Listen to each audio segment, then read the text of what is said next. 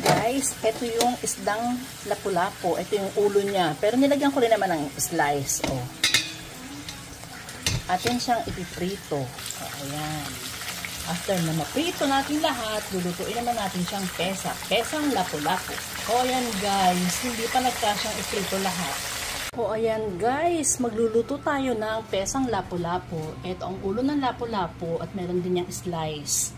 Ito ang ating kailangan. Pamintang buo, bawang, luya, sibuyas, dahon ng sili, siling berde ng pangsigang, at syempre patis. Hindi pwedeng walang patis. At ito ang ating repolyo, at ito ang ating isasabaw, pinaghugasan ng bigas.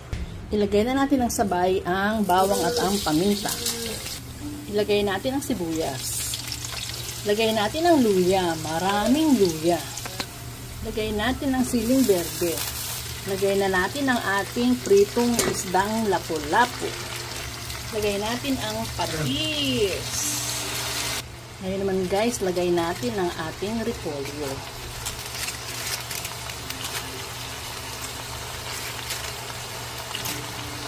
Daming repolyo. Masarap kasi yan.